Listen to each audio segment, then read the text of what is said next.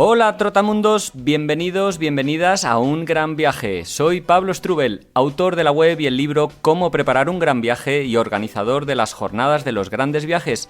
Y en este podcast quiero compartir la experiencia y aprendizajes de gente que ha hecho increíbles viajes de varios meses o años. ¿Empezamos?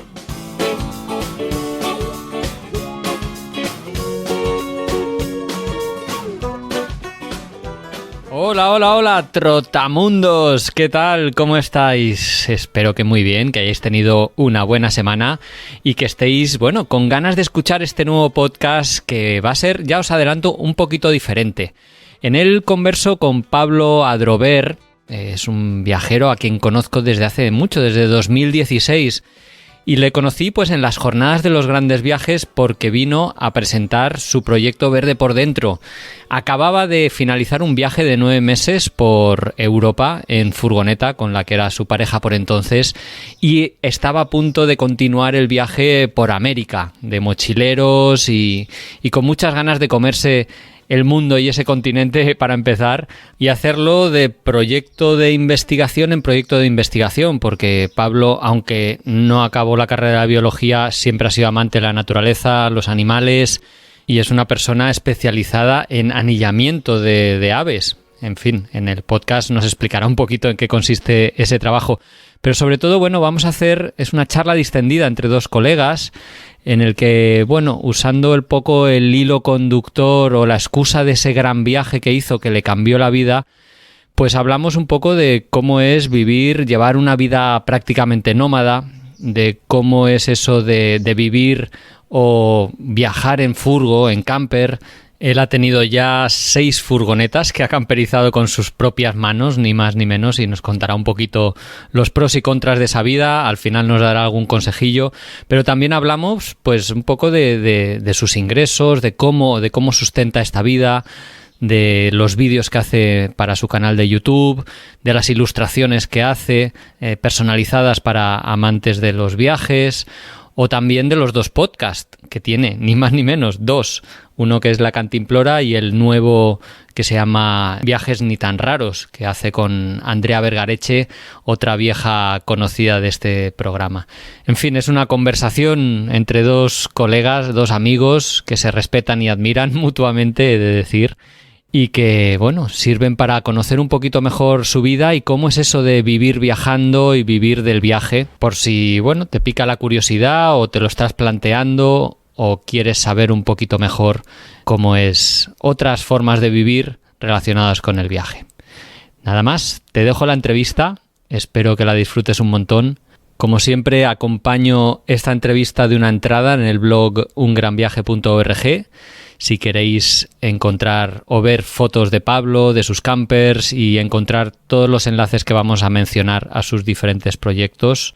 Y también dejo el enlace en la descripción de este programa para que puedas clicar directamente sobre él.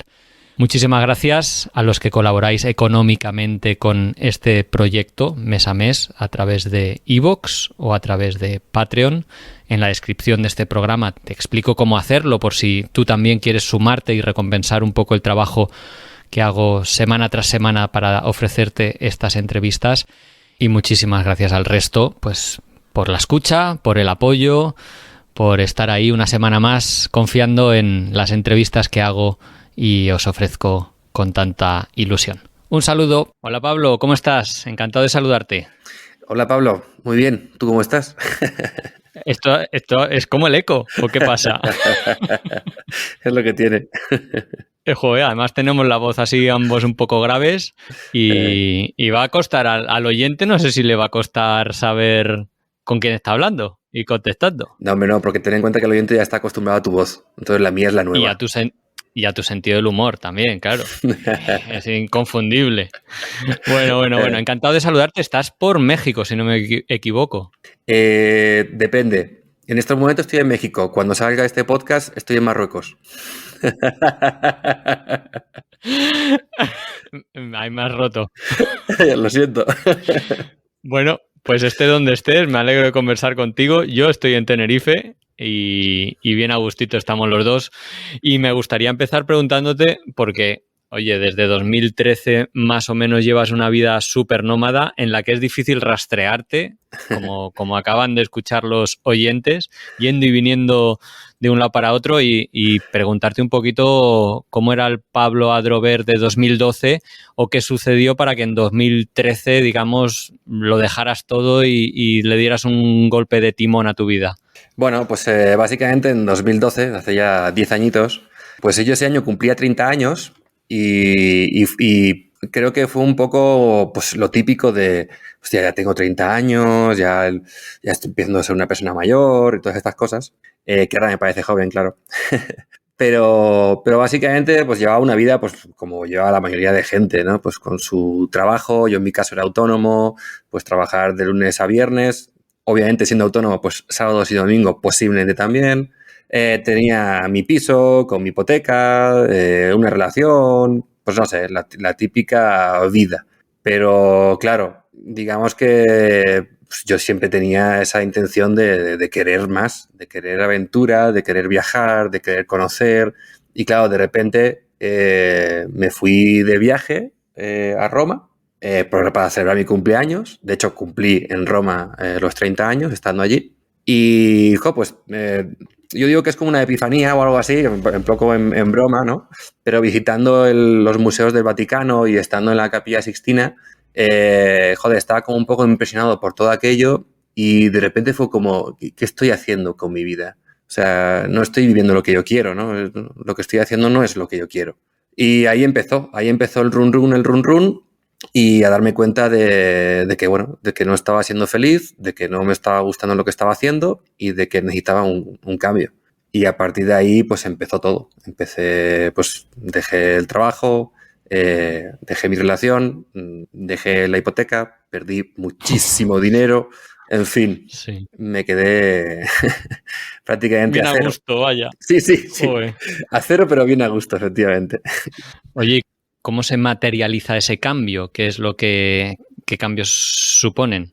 Bueno, a ver, obviamente, yo esto lo digo mucho, porque la típica frase de lo dejé todo y me fui a viajar, cuidado con eso, que hay mucha gente que se pega la hostia.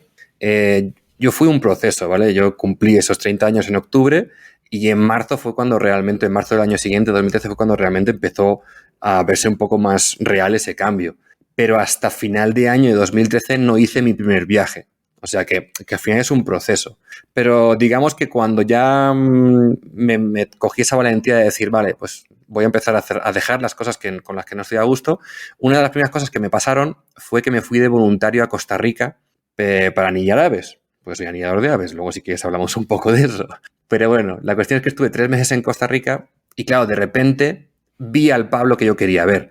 De repente yo estaba en la selva, estaba trabajando con pájaros en investigación, un mono me estaba pasando por encima de los árboles, era como, hostia, esto es lo que toda la vida yo he querido. Y ahí fue ya no hay retorno, o sea, no voy a volver a lo que estaba viviendo antes. Y ahí empezó todo. Ya, porque tú no eres biólogo, ¿no?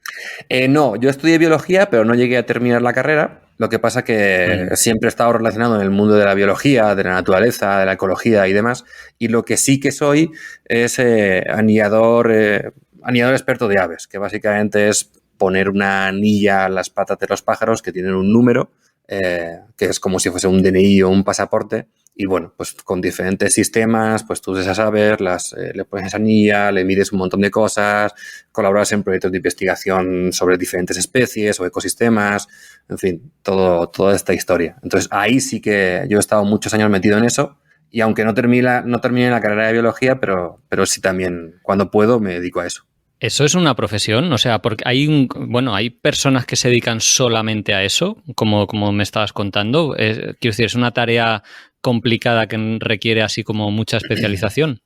Sí, o sea, a ver, digamos que es algo adicional a la carrera de biología o la carrera de medio ambiente. O sea, no hay gente que se dedique 100% exclusivamente de eso a tener un sueldo, pero si eres biólogo y además eres anillador, posiblemente estés trabajando en un proyecto de investigación con aves donde utilizas el anillamiento como herramienta. Pero sí es cierto que para ser anillador tienes que tener una formación, que la formación en estos momentos, si no me equivoco, creo que son mínimo 2 años, 2 años en los que tienes que ir al campo, patear mucho campo, ir a muchos anillamientos con gente que ya es anilladora. Sí. Y cuando pasan esos 2 años, tienen que avalarte, es decir, uno de estas personas que te ha formado te tiene que avalar para poder acceder a un examen tanto teórico como práctico. Y es un examen muy complejo. O sea, para hacerte una idea, en el examen te dejan menos medios digitales, te dejan lo que tú quieras. Libros, chuletas, apuntes, lo que quieras. Y aún así, muchas veces suspendes. Vaya pasote. Eso estuviste, bueno, empezaste a hacerlo, como decías, en 2013, en 2014 consigues un trabajo, ¿no? Dando charlas de energías renovables por toda España y ahí tal vez empieza ahí un poco tu contacto con el mundo furgo y bueno, que tanto significa para ti ahora. Sí, la verdad que es curioso porque yo siempre he tenido furgoneta y en mi casa, mi familia siempre hemos tenido furgoneta, pero era furgoneta de trabajo. No era... La utilizábamos para viajar, pero no como ahora, ¿no? Con la van life esta que hay tan de moda. Entonces yo sí que he hecho mucho camping con mi familia, con mis padres, y la furgoneta era el medio de llevar todos los trastos de acampada. Entonces, claro, en este trabajo, primero, uno de los puntos era que era un trabajo por toda España, entonces prácticamente cada semana estaba en un lugar diferente, y eso ya era como genial, ¿no? Sigo en esta onda de cambio de vida que quiero. Pero claro, lo que me pasaba es que en mi sueldo, de ahí tenía que sacar el alojamiento. Entonces, a mí me pagaban mucho, pero claro, mucho se iba al alojamiento. Y entonces ahí fue cuando empecé a darle vueltas y a decir, oye, yo en esta furgo, si hago aquí un hueco, si los trastos que llevo para la charla me puedo tal... Y ahí empezó la semilla, ¿no? De decir, joder, es que hay mucha gente que lo hace, ¿yo por qué nunca lo he hecho? Y de hecho recuerdo que hice un hueco entre todos los trastos, un hueco suficiente como para poder tumbarme. Y mi primera noche la pasé con todos los trastos que llevaba de la exposición, que llevaba que es una placa solar, que es una cocina solar, un montón de cosas ahí, con un montón de cacharros, y me hice un hueco para dormir y pues dormí por ahí en mitad del campo y fue como, oye, esto es maravilloso. Y también ahí empezó efectivamente la semilla de la camper y de la van life. De hecho, justo fue el año siguiente, si no me equivoco, que ya hiciste la primera camperización de una furgoneta. Ya llevas 6, creo que me comentabas. Sí. ¿Cuál es el atractivo de convertir una furgoneta en tu casa? ¿Por qué camperizas? Bueno, ¿qué es camperizar para quien no lo sepa? Bueno, eso, ¿no? Hacer habitable una furgoneta, se podría decir. Sí, básicamente. Bueno, pues eso, terminé mi trabajo y tenía mi furgoneta de trabajo, pues ya con la idea esta en la cabeza, pues la campericé. Y efectivamente, camperizar básicamente es dejarla con... Hay muchos tipos de camperizaciones, ¿de acuerdo? Hay gente que parece que tenga una casa dentro de una furgoneta, pero básicamente con tener lo mínimo como para poder estar a gusto, es decir, pues poder dormir o poder cocinar, luego ya, pues bueno, pues tener un baño, una ducha, ya son cosas como ya extras, para mí al menos son cosas extras, pero lo que me gusta a mí de camperizar, bueno, primero es porque me gustan pues, los trabajos manuales, ¿no? El que yo corte la madera, el diseñarlo yo. Todo. Para mí esto es un reto que también me gusta mucho, pero sobre todo para mí lo que significa es, primero es como lo bien que te sientes de haberlo hecho tú, en plan, hostia, qué orgulloso, ¿no? Esta furgoneta que estoy aquí viajando, estas cosas las he hecho yo, pero también te da una información que te permite camperizar como tú quieres, porque cada uno al final es de una manera y tú a lo mejor prefieres estar, no sé, pasar más horas sentado y quieres un asiento más cómodo. No, pues yo me da igual porque no voy a estar dentro de la furgoneta y pongo un colchón simplemente y ya está.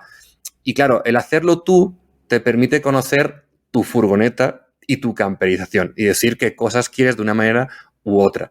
Por eso yo la gente que empieza en el mundillo, claro, hay gente que dice, no, es que a mí se me da fatal. Bueno, inténtalo, pero creo que es mucho mejor camperizar a tu estilo y a tu gusto que una camperización pagada o comprada tal cual como hacen, que son como todas iguales. Seguro que, bueno, de todas las furgonetas guardas ahí un cariño especial por eso, porque al final las has construido tú por dentro y demás. ¿Cómo era esa primera furgo? ¿Cómo nos la describes? Bueno, era una Ford Tourneo pequeñita, muy chiquitita. Yo siempre cuento a la gente que yo dormía atrás y mis pies dormían delante. Y es que esto era real. O sea, es que era muy pequeña. Pero básicamente lo que fue construir un cajón como imagínate una tabla que toda la parte de atrás de la furgoneta, debajo estaba dividido por cajones que esa tabla se podía levantar, estaba como dividida en diferentes trozos y luego tenía un colchón que se plegaba en 3 trozos. Entonces, cuando estaba estirado, toda la colchoneta era un colchón. Por eso digo que mis pies dormían delante, porque mis pies sobresalían y colgaban y quedaban como en el sillón delantero.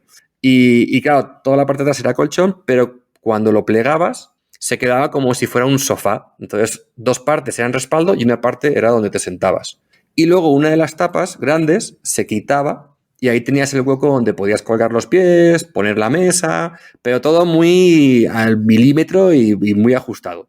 Oye, ¿en qué cambia o qué te has dado cuenta a lo largo de los años que realmente sí que te gusta tener en una furgo y qué cosas has ido desechando sí o sí en el camino? Pues en estos momentos para mí lo principal es poder estar de pie, o sea, entrar en Anda, la furgoneta sí. y poder estar de pie, sobre todo cuando pasas mucho tiempo.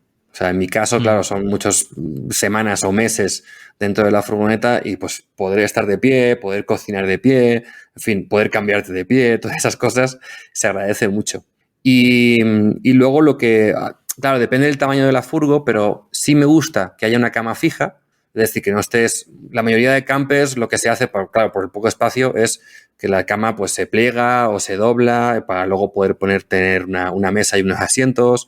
Pero lo ideal sería poder tener una cama fija y unos asientos fijos donde poder estar cómodamente. Entonces, en mi caso, esos son como los requisitos básicos y así como importantes. Luego ya, bueno, hay diferentes cosas. Luego pues hay gente que, por ejemplo, detrás de los asientos pues pone la cocina, pero a mí me gusta poder pasar desde el asiento delantero atrás sin tener que salir de la furgoneta, me parece muy importante. Entonces, bueno, hay diferentes cositas, pero claro, al final depende del tamaño. A mí al final lo que pasa es que me gustan mucho las furgonetas pequeñas y pues, por ejemplo, cama fija no puedo tener. Pero bueno, Ya. pero el techo alto sí, es algo importante. Bueno, genial.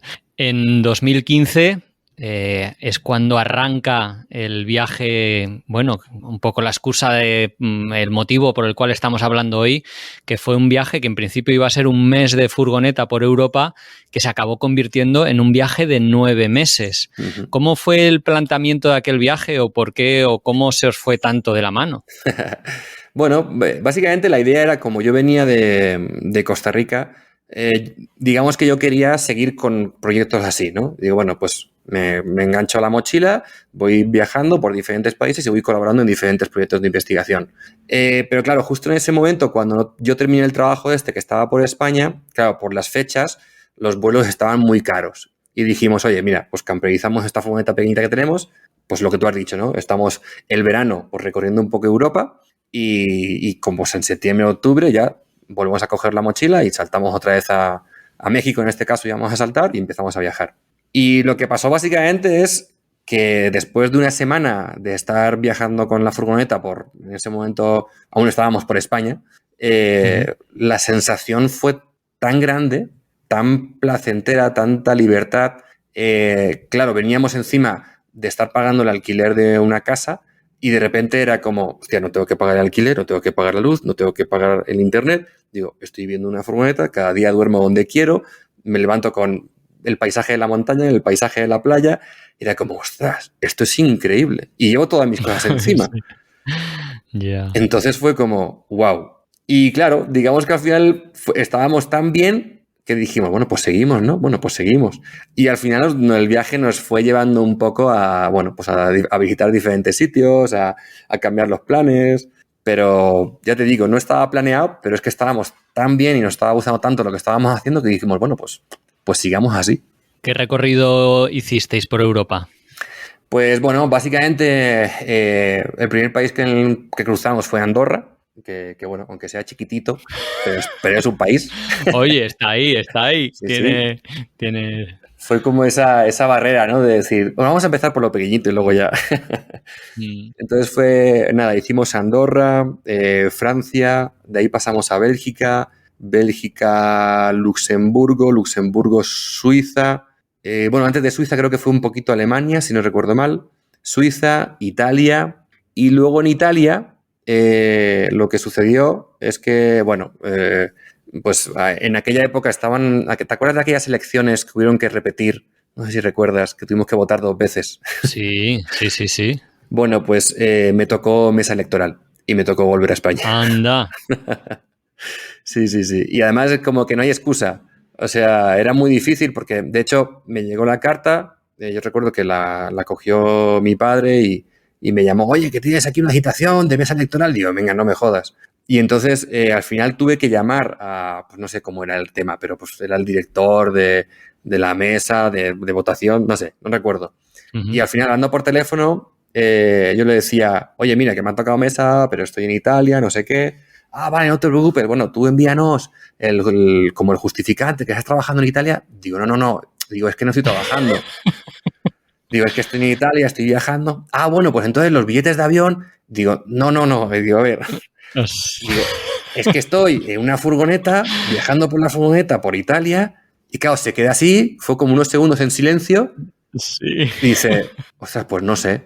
Y claro, yo le digo, no sé. Digo, Esto va a ser difícil. claro. Esto va a ser difícil. Y al final fui a Roma y en Roma pedí como un certificado de que estaba en ese momento en el consulado español, pero claro, ese certificado nada más queda para ese día. Es en plan, hoy tal día está aquí.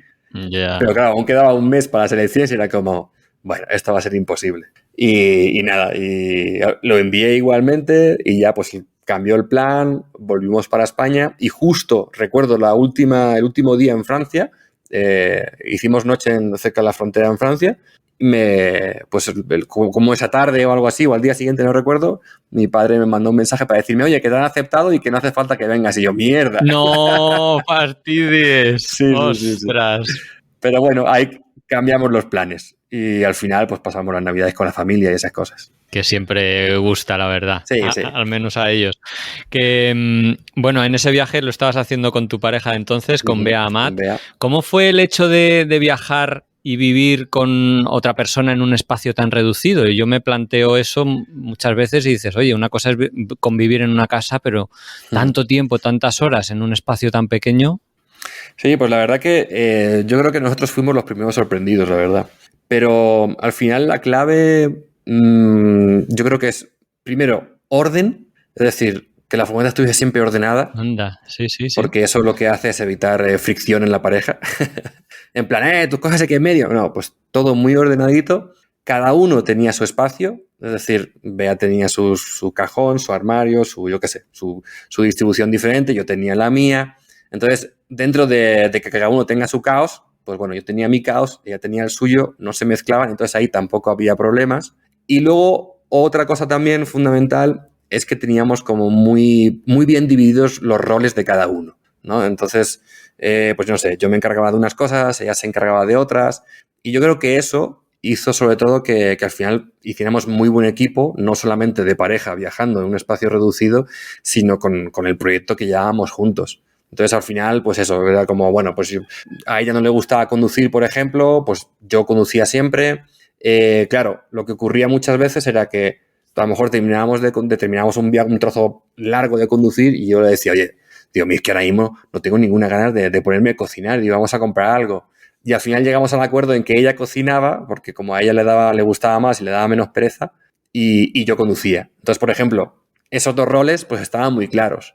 Y así prácticamente con todo. Cada uno tenía como sus tareas, su tal, y de esa manera no tuvimos prácticamente ningún problema de convivencia durante tanto tiempo viviendo juntos en una furgoneta. Qué guay, sí. Bueno, seguro que... Bueno, yo he tomado buena nota para futuras posibilidades porque es algo que me apetecería mucho viajar en furgoneta, la verdad, y probar un poquillo ese mundo de la camper life o la van life. Oye, el viaje que en principio iban a, como decíamos, ¿no? Un mes y pasaron 9 meses, que incluyó Marruecos también. Uh-huh. ¿Hubo algún momento que fuera como la prueba de fuego de ir más allá o de, bueno, no sé, de repente en Marruecos, igual en furgo, en otra cultura? No sé cómo os desenvolvisteis en todos esos meses. Sí, de hecho, sobre todo la prueba fue Marruecos, más bien. Claro, como te dije, ¿no? Volvimos a España por lo de las elecciones, pasamos las Navidades y ahí fue cuando nos reinventamos un poco la historia, nos adaptamos y en lugar de seguir por Europa dijimos, oye, ¿y por qué no vamos a Marruecos? Nos apetecía mucho, Bea había estado en Marruecos, yo no, yo iba a ser mi primera vez, lo que pasa es que ella había estado con la universidad, con cosas que ella hacía de la tesis doctoral y demás, y dijimos, venga, vámonos para allá. Y sobre todo los primeros días sí fue una prueba grande porque bueno, aunque Marruecos obviamente un montón de años la gente lleva yendo y viajando y llevándose los 4x4 y las furgonetas y demás, en aquel momento, estamos hablando de 2016, tampoco había tanto boom de las camper y de viajar a Marruecos con la camper. Entonces, sí habían franceses, alemanes, sobre todo franceses, pero no habían españoles. Entonces éramos como muy novatos, éramos prácticamente de los primeros que íbamos con la furgoneta a Marruecos. Y claro, pues el desconocimiento también, ¿no? Pues la cultura marroquí, la manera de hacer las cosas allí, pues al principio fue un shock grande. Sobre todo, los primeros días yo me sentía como muy inseguro, ¿no? Hostia, es otro país, muy diferente, porque al final de Europa, pues bueno, son diferentes idiomas, pero pues todo es más o menos igual. Puedes encontrar los mismos supermercados, los mismos, Ya, no sé, sí. centros comerciales. Es la misma cultura, sí. Exacto, al final es todo igual. Pero claro, Marruecos sí fue un golpe fuerte, pero nos adaptamos muy bien y nos dimos cuenta de que Marruecos era un país con una gente maravillosa. Entonces, cambió rápido. Oye, lo que cambió de repente fue el enfoque del viaje, porque, bueno, os retomó esa idea inicial que era ir hacia México, así que dejáis la furgoneta en España y voláis a México con la idea de ir de mochileros, trabajando en diferentes proyectos. ¿Cuál era la idea de trabajar en diferentes proyectos? ¿Qué era lo que rumiabais? ¿Qué era lo que teníais en mente? Bueno, pues aquí retomábamos un poco la idea original que yo tuve cuando estuve en Costa Rica, de decir, bueno, yo soy anillador, yo puedo colaborar en diferentes proyectos de investigación de este tipo, pero Bea era bióloga como tal, era doctora en biología. Entonces era como, bueno, entre los dos seguro que vamos a sacar diferentes proyectos, diferentes colaboraciones para ir pues viajando de esa manera. Y esa era la idea, ya seguía siendo nuestra idea. Y de hecho, antes de irnos, cuando presentamos el proyecto en las jornadas de los grandes viajes, ahí nos conocimos, efectivamente. Ahí nos conocimos. Ese era el plan, nos vamos de mochileros a México, ya tenemos diferentes contactos para colaborar con diferentes ONGs, asociaciones o diferentes proyectos de investigación y la idea es con la mochila seguir viajando a toda Latinoamérica de esa manera. Pero el problema, digamos, por llamarlo problema, es que no es tan fácil como parece. Es decir, no es tan fácil como parece encontrar esos sitios donde acepten voluntarios o donde te paguen por hacer algún trabajo de investigación, porque muchas veces requiere mucho tiempo, a veces requiere pues meses de mails de no sé qué, de voy a tal y pues quiero solicitar el trabajar allí, pues el no sé qué o el voluntario. Entonces todo era muy complejo. Y sobre todo, lo que nos pasó es que, claro, veníamos de estar 9 meses viajando con la furgo, de repente era movernos en mochila por México y todo nos suponía como, esto es una locura. O sea, voy con mi mochila, ¿dónde duermo hoy? Yeah. ¿Dónde me conecto a internet? Claro, en ese momento teníamos el proyecto montado, ¿no? En las redes sociales, en el blog. Y claro, era en plan, ¿dónde consigo internet hoy? ¿Dónde voy a comer hoy? ¿Cómo llego a este sitio que quiero visitar? Si es que hasta donde quiero ir, resulta que no hay ningún tipo de medio de transporte. Y claro, todo se nos hizo como muy complejo. Era en plan, tío, con lo bien que estábamos con la furgoneta, ¿no? Que podíamos llegar a donde quisiéramos, dormíamos ahí, cocinábamos ahí. Y claro, eso fue al final lo que empujó y dijo, mira, esto de ser mochileros con la idea que tenemos encima no es lo nuestro. Y ahí empezó la siguiente fase. Que fue la de comprar una furgo y camperizarla también. Joder. Exacto. Bueno, pero esta vez en México. Sí. Oye, ¿es fácil comprar una furgoneta en el extranjero, ponerla a tu nombre y rodar por allí, por ejemplo? Como hicisteis, que fuisteis luego hasta Alaska. Pues mira, te diré que era fácil. La cosa ahora se ha complicado bastante y bueno, ya llegaremos a eso, pero vamos, yo con la furgoneta que acabo de comprar ahora se puede decir que diría que de los últimos extranjeros que no se ha comprado una furgoneta. En aquel momento sí era fácil y además teniendo en cuenta que Bea es mexicana, de nacimiento mexicano, pues era mucho más sencillo. Pero es verdad que ahora se ha complicado todo. Pero bueno, en aquel momento lo pudimos hacer y nos compramos la típica Volkswagen hippie, porque aquí en México hay muchas y bueno, en ese momento sí fue sencillo. Lo que no fue tan fácil fue la camperización, fíjate, eso sí que fue un poco más complejo. ¿Por qué? Bueno, porque si en aquel momento que nosotros camperizamos la furgoneta en España, conseguir los materiales era más o menos fácil. Ahora, por supuesto, es muchísimo más fácil porque, ya os digo, ha habido un boom de la van life increíble. En México era muchísimo más complejo porque había muchos materiales que no conseguíamos y que incluso materiales que sabemos que se podían conseguir en Estados Unidos, en el caso de conseguirlos en México, eran excesivamente caros. Entonces, claro, tuvimos que inventar, tuvimos que buscar materiales alternativos. Mira, de hecho, un ejemplo muy claro es que un buen aislante suele ser como una capa así de foam, una especie de espuma que se pone con una capa de aluminio. Eso es un aislante muy bueno para la furgoneta, para no pasar ni frío ni calor. Y claro, en México no lo encontrábamos. Y al final lo que hicimos fue poner un material parecido a la esponja de este tipo, que le llaman bajo alfombra, que es lo que se pone debajo de los parqués, y encima pusimos parasoles de coche, los parasoles que pones delante. Eso tiene una capa de aluminio, entonces era como, ok, qué apañados, ponemos qué esto. apañados. Entonces ahí fue difícil, ahí tuvimos que echarle mucho a la imaginación y buscando alternativas. Joder, qué apañados. Oye, ahí en el viaje recorréis México, Estados Unidos, hasta Canadá, hasta Alaska incluso. Uh-huh. ¿Recuerdas alguno de los proyectos que hicierais que te gustara especialmente? ¿Te refieres a las colaboraciones que hicimos? Sí. Bueno, pues es que solo hicimos en México.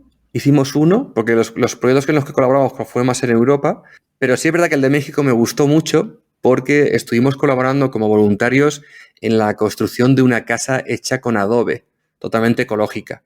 Es un arquitecto que hay aquí en México que hace construcciones de este tipo, y lo que hace es que toda la casa es de adobe, pero todo el concepto, ¿no?, está pensado para ser eficientemente con energía, aprovechando el sol, el viento, el agua que llueve, el jardín que pones, que sea un jardín frutal, para que, en fin, es un concepto muy, muy, muy chulo que me encantó. Y al final lo que estuvimos fue a trabajar como albañiles, como voluntarios, pero como albañiles. Y hacíamos unas pelotas de barro mezcladas con paja. Y sobre todo, ya no solamente el proyecto como tal, sino lo interesante fue que estábamos trabajando con albañiles mexicanos. O sea, al final formamos parte del equipo de trabajo y fue muy bonito porque al final, pues bueno, pues conoces su realidad, sus vidas, sus historias, y aquella parte la verdad que me gustó mucho. Aquello fue una bonita experiencia. Ya. Querría preguntarte por el tema de la pasta ahora, porque claro, has hablado que habéis estado 9 meses por Europa, luego otros tantos por América. El dibujo, que sé que eras un artista consagrado ya en esa época, ¿formaba parte de la financiación o los vídeos? Porque empezasteis a hacer canal de YouTube. ¿Cómo os financiabais y qué otros trabajos paralelos había?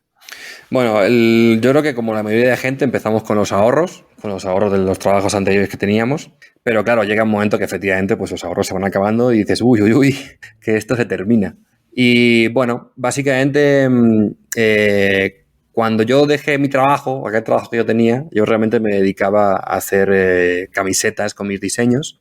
Y bueno, yo tenía esa capacidad de dibujar, entonces en ese momento, cuando no teníamos bastantes seguidores, dije, oye, voy a empezar a dibujar, a colgar cómics, historias de nosotros, del viaje y demás.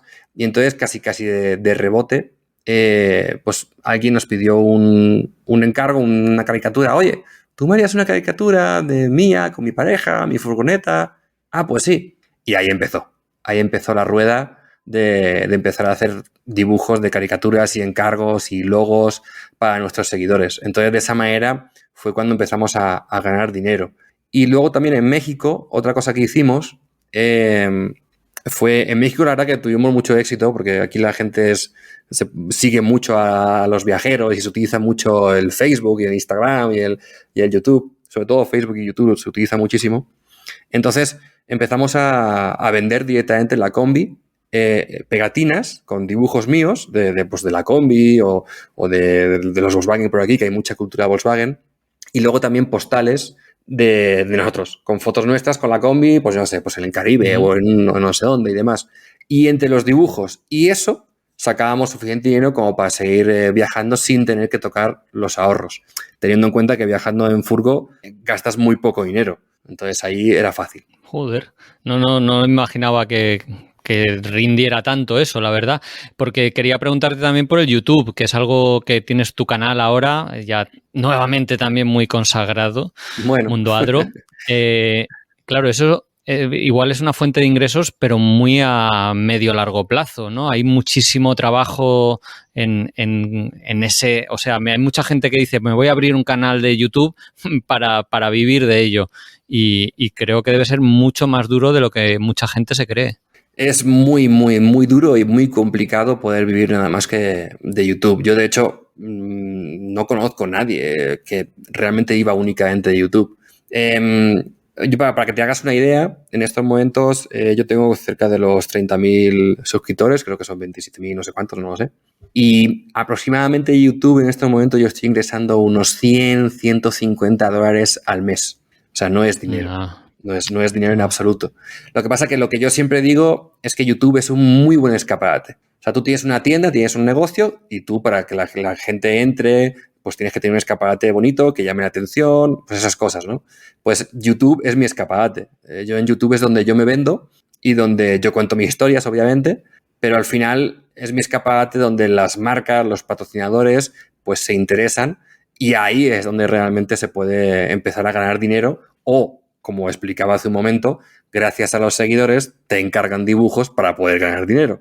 Entonces, al final es eso, es un escaparate, pero YouTube no es una fuente. Y, por supuesto, la gente que se lo esté planteando, si te metes a hacer YouTube o a hacer vídeos, que sea porque te guste. No lo hagas ni pensando en ganar dinero, ni... No, tiene que gustarte, porque es mucho trabajo y como no te guste el estar delante de la cámara y el editar los vídeos, olvídate porque vas a terminar odiándolo en poco tiempo. Ya, me lo creo. O sea, yo con el trabajazo que le echamos a editar los podcasts, que es solo un canal de audio y demás, si encima pienso el trabajo que debe ser editar con imagen, que si la paleta de colores, bueno, sincronizar todo, no sé, lo veo como un mundo. Y ahora que lo pienso, y aunque esté dando un salto mortal, me gustaría preguntarte por los podcasts, porque tú también tienes no uno, sino dos, y me gustaría preguntarte cómo te metes en ese mundillo y si es un poco como porque... Bueno, porque ves que hay un hueco, una oportunidad, o porque es como yo en cierta manera lo veo como es como entre comillas, el hermano pequeño descafeinado de YouTube. Es más fácil de hacer, es mucho más fácil de llevar a cabo, no te requiere tanto esfuerzo. ¿Qué te lleva a meterte ahí en el mundillo del podcast? Pues mira, nuevamente el podcast es otra vez casi de rebote. Efectivamente tengo dos podcasts, La Cantimplora, que se llama así, que está abierto para todo el mundo, y luego tengo uno nuevo, reciente, acabo de prácticamente de estrenar, que se llama Viajes ni tan raros, junto con Andrea Vergareche, que está en Podimo. Y bueno, como decía, viene un poco de rebote. Estábamos en la época de la pandemia, pues todo el mundo estaba en casa, llevábamos meses sin ver a mucha gente y junto con Pablo Calvo de Vique Canine y con Sergio de Viajar en Roll, los tres teníamos un grupo de WhatsApp en el que hablábamos, en el que hacíamos videollamadas de vez en cuando, en el que, bueno, pues tres colegas riéndose de todo. Y entonces salió la oportunidad de convertir eso en podcast. Y dijimos, oye, un podcast de nuestras llamadas, ¿no? De esto que estamos haciendo, pues a lo mejor está gracioso. Y empezó casi como una broma, pero lo planteamos en serio, buscamos un patrocinador, el patrocinador dijo que sí, y dijimos, venga, pues vamos a tener que tenga esta línea de desenfadada, de humor, un poco caótica, pero al mismo tiempo con el viaje y el viajar como bandera. Y ahí empezó. Y digamos que aquello me gustó mucho. Me gustó mucho precisamente por lo que hablábamos, ¿no? Del hermano pequeño que es más fácil. Y es que de repente me quité la presión del vídeo. O sea, solo tenía que concentrarme en el audio, que el audio se escuchara bien, que a todos, que la conversación fuera fluida.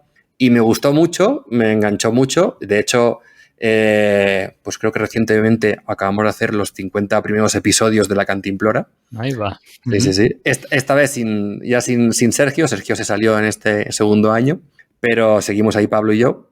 Y bueno, y un poco a raíz de esto, pues me nace un poco también la idea de hacer otro podcast un poco diferente, un poco más formal, ¿no? Porque La Cantimplora es un poco informal.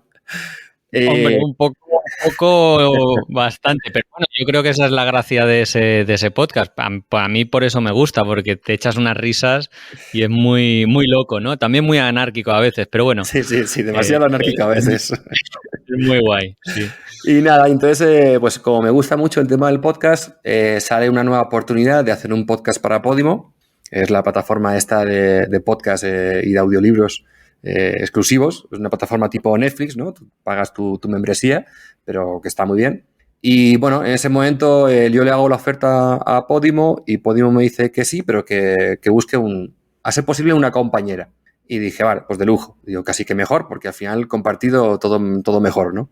Y nada, y pues lié a Andrea Vergareche de Lápiz Nómada a hacer este podcast y Sí. con el cual estoy muy contento, la verdad, porque se llama Viajes ni tan raros y precisamente lo que hacemos en este podcast es tocar temas, pues eso, de viajes que a lo mejor de entrada te puede parecer muy extraño o que haya gente que viaje así, pero luego empiezas a investigar y bueno, hay muchísima gente que viaja de una manera muy rara, que hay mucho dinero que se mueve por ahí por el turismo, de turismos muy raros, y cada capítulo pues intentamos, bueno, pues tocar temas diferentes, desde, pues no sé, empezamos con viajes de película, ¿no? La gente que viaja a destinos donde se ha grabado una película, luego estuvimos hablando de tanaturismo, gente que viaja a ver tumbas, no sé, hace poco Ahí estuvimos va. hablando de Sí, sí, viajes sí. desnudos, en fin, temas cada vez más raros. Bueno, pero muy guays. Yo también me he suscrito ahí a Podimo. Te dejaré el enlace, bueno, a ti oyente, dejaré el enlace en la descripción para que os apuntéis por ese enlace,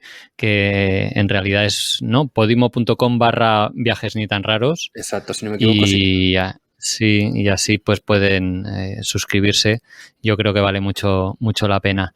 Pablo, pero vamos a retomar un poco, si te parecen, los viajes, que se nos ha ido un poco la olla.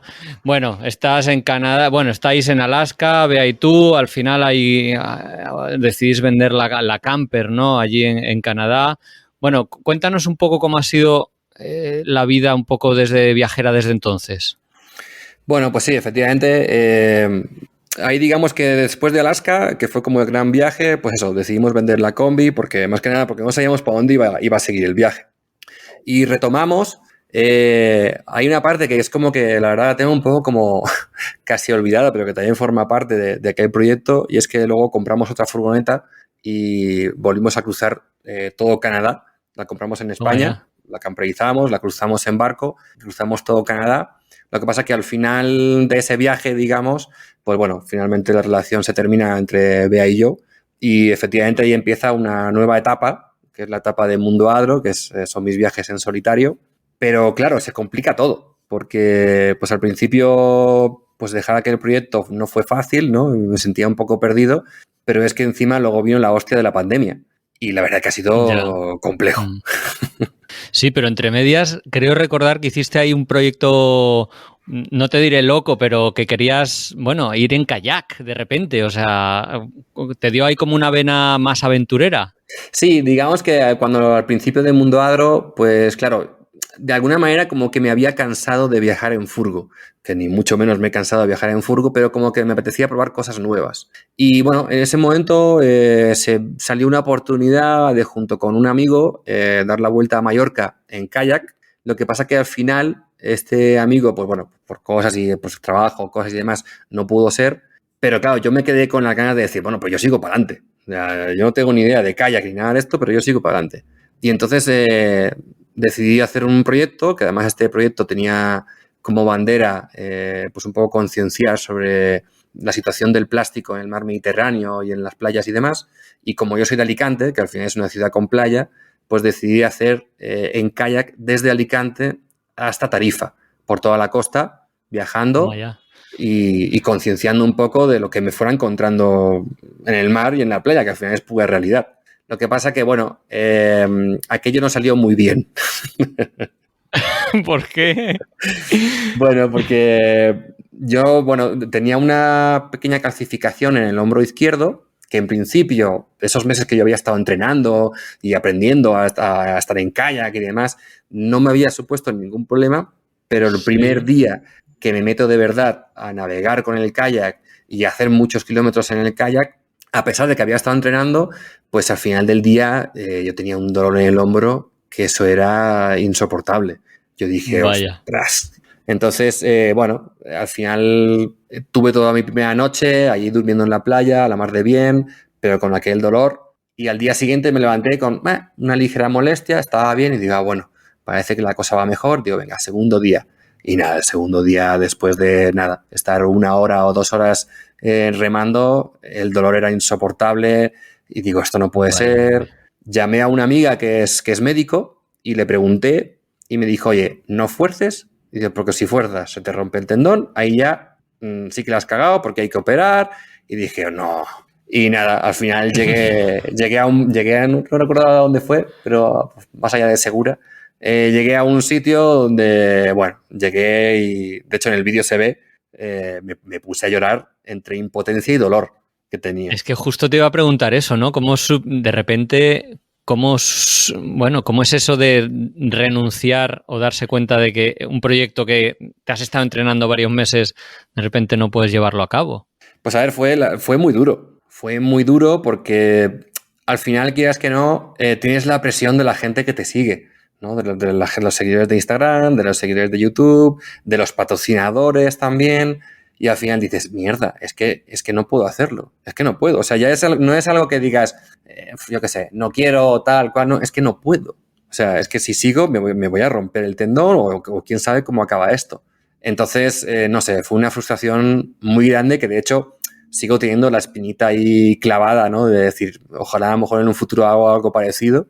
Pero bueno, mira, al final, pues yo qué sé, cambié un poco el chip e intenté darle la vuelta a la tortilla y al final, pues me inventé otra historia que era hacer el mismo proyecto, pero en lugar de hacerlo con el kayak, agarré una bicicleta fat bike, de estas de ruedas que son súper anchotas, súper gordas, para poder andar por la arena de la playa. Entonces, en modo bikepacking, sí. dije, venga, pues en modo bikepacking hago la misma ruta, intento hacerla todo lo posible por la orilla del mar, de la playa, y igual, Alicante Tarifa. Y nada, y ahí sí, después de una rehabilitación y todo el tema, ahí el fisio ya me dio el permiso, le dije, oye, vale, kayak no, pero bici sí, y me dijo, bici en principio sí, y ahí fue como, venga, para adelante. Y ahí sí que hice ya el viaje entero. Oye, ¿y qué te encontraste a lo largo y ancho de las playas que fuiste recorriendo? ¿Algo positivo o más bien al revés? No, por desgracia, totalmente al revés. De hecho, recuerdo en el propio kayak, que ya ves tú, que estuve 2 días. El primer día yo estuve sacando basura flotando del mar. Y claro, yo ahí me imaginaba, digo, vamos a ver, digo, si soy un kayak pequeñito que está trazando una línea por el mar y simplemente con mi línea ya estoy sacando plástico y luego con el viaje en la bicicleta en las playas todo estaba lleno de plástico, pero encima lo peor era que tú vas a una playa y normalmente ves una playa, la ves bien, por más o menos, pero cuando hay dos cosas. Primero, cuando te fijas bien en la arena, te das cuenta que la arena está llena de trocitos chiquititos de plástico que tú no aprecias, pero si te fijas, está todo lleno de plástico. Y luego el otro contraste es que cuando vas a playas que no tienen sistema de limpieza, que son a lo mejor pues pequeñas calas, donde no hay limpieza o que son de difícil acceso, el plástico que se acumula allí es, pero brutal de decir, ¿esto es real? Y sí, es real.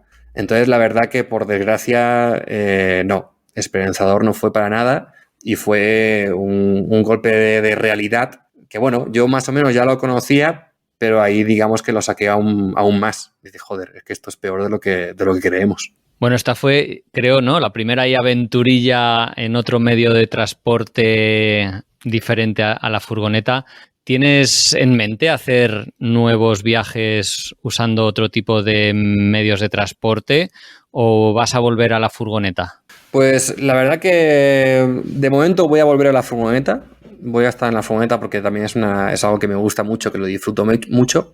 Sí es cierto que de vez en cuando voy intercalando, pero fíjate que al final creo que por el producto que yo hago, ¿no? Digamos, por lo que ofrezco a la gente que está en YouTube, en Instagram y demás, es gente muy, muy de furgoneta. Entonces creo que posiblemente lo que va a ocurrir, para lo que la gente va a poder ver en mis redes sociales, es que voy a viajar mucho en furgo y que posiblemente combine cosas que a mí me apetece, pero que a lo mejor deje más en privado.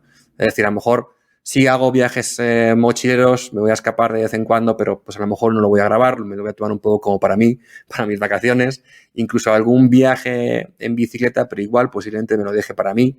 Entonces, bueno, tal vez sigo haciendo viajes diferentes, pero posiblemente estos viajes no los comparta. Simplemente me dedique a compartir nada más que lo que es mi aventura en furgo. Porque se podría decir que ¿de dónde, o sea, tus ingresos en la actualidad, de dónde provienen? ¿Son todos relacionados con el mundo del viaje? Bueno, en estos momentos sí, realmente sí. Bueno, sigo haciendo dibujos, lo que pasa que mucho menos. Ahora, porque bueno, en la pandemia, madre mía, yo no sé cuánto dibujé. Pues la gente estaba en casa y hice muchísimos dibujos. Y entonces me saturé y en 2021 dejé de dibujar. Y ahora sigo haciendo dibujos, pero cosas muy concretas. O logos que me apetece, o encargos que me entran y me gustan mucho y venga, voy a hacerlo. Entonces por ahí me entra un poquito, pero muy poquito. Pero en estos momentos la gran mayoría parte del dinero vienen de mis patrocinadores. Los patrocinadores que me acompañan y colaboran en mi viaje y mi proyecto, pues bueno, a través de la publicidad, con ellos es con los que voy sobreviviendo. Porque, bueno, ¿cuáles son? Pues en estos momentos estoy con Chapka, estoy con Salva Caldú, que es una empresa de seguros de camper. Esos son como los principales. Y luego ya pues hay diferentes de otra manera de colaboración o más pequeños, pues que pueden ser Insta360, la marca de las cámaras, Lederman, la marca de las herramientas y navajas multiusos. Voy a quedar mal con alguno porque ahora no me acuerdo. Sí. Pero vamos, Bueno, hay diferentes marcas. Pues no sé, pues DSP Solar, por ejemplo, también, que tienen el DSP Camper, que son placas solares para la furgoneta. En fin, hay unos cuantos colaboradores fijos. Y luego, bueno, hay de vez en cuando alguno así ocasional, pero mi intención es trabajar con colaboradores fijos todos los años y seguir creando este contenido. ¿Qué tiene México que tanto te engancha? Porque ahora estás allí nuevamente, llevas 4 meses otra vez. Uh-huh. ¿Qué tiene? ¿Qué te engancha tanto de eso? Pues que México me engancha todo de México. Su comida. Me encanta la comida mexicana, la disfruto muchísimo. Me gusta el picante y la disfruto muchísimo. Pero bueno, pero no es la comida, obviamente. Yo creo que es un poco el país, la cultura, la gente. Es un país que tiene mucha diversidad como para viajar, ¿no? O sea, tienes zonas de selva, zonas de playa de Caribe, tienes desierto, tienes alta montaña, tienes bosques. Es una pasada, la verdad. Es un lugar increíble. Yo, México, no sé, obviamente hay muchos países increíbles en el mundo, pero es verdad que México, bueno, pues por la unión que tengo con el tema de las combis, de estas furgonetas y por lo que lo conozco, me da cuenta que México es un país brutal con una gente maravillosa. Hay que conocer la cultura mexicana, por supuesto, porque al final pues, tiene sus diferencias con la española y a veces puedes chocar un poco y decir, wow, ¿qué pasa aquí? pero en general, sobre todo la gente es increíble. O sea, no sé, yo no he tenido ningún problema en México. Mira que México tiene muy mala fama y yo no he tenido ningún problema en México. Y de hecho creo que el hecho de camperizar aquí, ahora tengo una nueva combi que estoy preparando para mi nuevo viaje para el año que viene y también esa hermandad, ¿no? No sé, son las maneras de hacer las cosas, son diferentes. Digamos que de alguna manera aquí todo se puede a su ritmo, pero todo se puede. No sé, me tiene muy enganchado México. Qué guay. Yo he estado ahí un par de veces también y la verdad es que me gusta muchísimo. Ojalá pueda volver pronto. Oye, para ir cerrando un poquito la entrevista, me gustaría a ver si nos puedes dar algún consejo para los que tal vez, bueno, nos estemos planteando viajar en furgo, en una camper o en una autocaravana, no sé, algún consejillo para novatos de cómo organizar el viaje o prepararlo, no sé. Pues mira, mi consejo que le digo a mucha gente, sobre todo si no tienes una furgoneta o no tienes una camper o una autocaravana, si estás empezando, primero es que tengas cuidado y no te dejes llevar mucho por lo que gente como yo y todos mis compañeros a lo mejor estamos compartiendo en las redes, ¿vale? Porque al final, quieras que no, pues ya tenemos unas tablas, un tiempo recorrido, ya pues vamos directamente a lo que vamos. Pero al final el mundo camper no está hecho para todo el mundo. Entonces mi consejo principal es que si quieres empezar, empieza alquilando. Que te alquiles una furgoneta, pases un fin de semana, unas vacaciones y ahí ya tú veas y valores si te merece la pena. O sea, si te gusta la experiencia, bueno, pues vuelve a alquilar otra vez, ¿sabes? O sea, hazlo varias veces y luego ya, en el caso de que digas, oye, esto me gusta, vale, no hagas la locura de gastarte 60.000 euros en una furgoneta camperizada porque, vale, tú lo has probado un par de fines de semana, pero no sabes si realmente te va a seguir gustando eso. Entonces, mi siguiente recomendación de decir, venga, voy a querer una camper, ok, vete a segunda mano, cómprate una barata, ponle un colchón, ¿sabes? Y vete con ella por ahí a probar. Sí. O sea, al principio, simple, ¿no? Sí, muy simple. Un colchón en el suelo de la furgoneta, un camping gas. Sí, con eso, que eso ya es bastante aventura, porque al final no tienes las comodidades que puede tener una furgoneta ya camperizada ya bien. Si te está molando eso, bueno, entonces ya a lo mejor ya te puedes meter en más berenjenal, en decidirte a meterte a camperizar y a probar ese tipo de vida.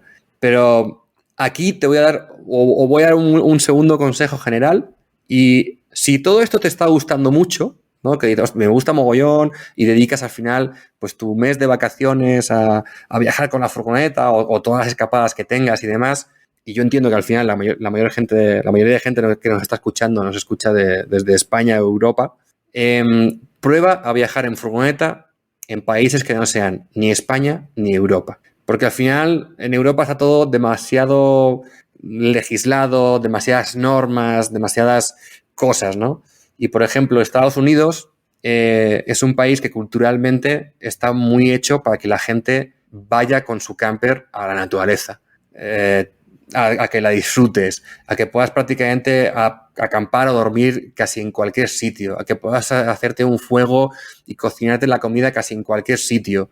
Y ahí es cuando dices, hostia, esto sí es más la vida camper o la vida van life, más que lo que se puede hacer en España y en Europa. Entonces, aconsejo esas dos cosas, ¿no? Que primero que vaya probando poco a poco y luego cuando vea que tal, que pruebe en otro país diferente porque va a ver que hay una diferencia bastante grande. Y no sé si como consejo, así de cierre, podrías dar uno de tu experiencia, que es que conviene salir con el carnet de conducir revisado con la fecha de caducidad no próxima. Hostia, qué cagada ¿O eso, no? ¿eh? Sí, completamente. ¿Qué es lo que pasó para la audiencia? Cuéntalo. Joder, pues que me vine aquí a México pues a empezar el proyecto de la nueva combi y bueno, pues estaba justamente con los papeles, ¿no? De venga, tengo que poner a mi nombre, tal, cual, no sé qué. Y preparando todas las cosas, de repente me di cuenta que nada, que pues que en una semana o así me caducaba el carnet de conducir. Y dije, ¿cómo? No puede ser. O sea, te juro que miré varias veces el carnet y digo, no puede ser. Encima, con las prisas y el estrés de haber salido rápido de España, que al final, por mucho que programemos las cosas, los últimos días siempre vas como loco, no me saqué el carnet internacional. Gran error. Otro consejo, sacaos el carnet internacional si vais fuera de España, que cuesta 10 euros y es un rato, de verdad. No tenía. Entonces, claro, digo, vale, no tengo carnet internacional, el mío va a caducar, ¿qué hago? Entonces, bueno, intenté hacerlo desde México, pero era imposible, tardaba un montón de meses, tenía que tener residencia, total, que sí, que una gran cagada y me tocó volver a España exclusivamente a renovar el carnet de conducir. Joder, vaya faena, tío. Sí, tío, fue una cagada muy gorda. Yeah. Oye, Pablo, cuéntanos, para quien quiera saber más de ti, de todos estos proyectos que hemos estado hablando, de los 2 podcasts que tienes, en fin, ¿por dónde les vamos dirigiendo? Pues mira, en estos momentos principalmente me podéis encontrar como Mundo Adro, A de dedo R-O, Mundo Adro. Prácticamente pues en Instagram es donde estoy colgando más o menos cosas casi diarias. En YouTube semanalmente, donde ahí sí que podéis ver un poco pues, los vídeos actuales. Y además recomiendo mucho la última serie que colgué, que se llama Cómo conocí a mi combi, que precisamente hablo desde el principio de los principios, o sea, desde cómo cambió mi vida, pasando por todo el proyecto junto con Bea de Verde por Dentro hasta la actualidad de hoy. Entonces, creo que a la gente que no me conozca, esa serie le puede dar muchísima información. Y luego, pues bueno, efectivamente tengo los 2 podcasts, Viajes ni tan raros, que está en Podimo, que Pablo os dejará el enlace ahí abajo, y también La Cantimplora, que se llama tal cual, La Cantimplora, que hago junto con Vique Canine, que lo podéis encontrar prácticamente en cualquier plataforma donde podéis escuchar podcasts. Y por último, actualmente a través de mi web, en mundoadro.com, te puedes suscribir a mi newsletter, que no es una newsletter normal, que yo le he llamado Querido Diario, porque precisamente se sale un poco de todo esto de las redes. Lo que hago es compartir mediante mails como cartas, pues experiencias o cosas, opiniones, pero muy, muy mío. Ahí sí que no te voy a vender nada. Ahí sí que es mi opinión o lo que me ha pasado estas últimas semanas o algo que he vivido. Y bueno, estoy muy contento también con Querido Diario, porque al final los seguidores y el feeling que hay es muy bueno y hay mucha interacción y me gusta mucho. Así que también por ahí me podéis encontrar. Pues Pablo, felicitarte sobre todo por todo el trabajo que haces, que soy seguidor acérrimo tuyo. La verdad es que con mucho desparpajo, calidad, con mucha creatividad también, lo haces todo. Solo, además, manifestarte mi impresión por mi admiración, porque no sé cómo encuentras el tiempo para hacer tantas cosas. Esa es la verdad. Yo tampoco. Porque, Dios mío, yo no sé si el oyente en estos momentos está tan cansado como yo, imaginando de dónde sacas el tiempo, pero, Dios mío, qué barbaridad. Pues oye, muchísimas gracias, Pablo, por tu tiempo. Ha sido un placer, tocayo, conversar contigo de tu vida. Tal vez no hemos entrado muy en detalle de algunos viajes, pero me ha encantado saber más de ti y de tu vida. Pues Pablo, muchísimas gracias. Ya sabes que para mí es una referencia y parte culpable de mi cambio por esas jornadas de los grandes viajes que celebráis. Así que un placer estar aquí y bueno, pues ojalá vuelva otro día a contar cosas de mi próximo viaje por aquí, por Norteamérica, ya en detalle, para contarte anécdotas y cositas. Venga, seguimos en contacto. Un fuerte abrazo. Muchas gracias, igualmente.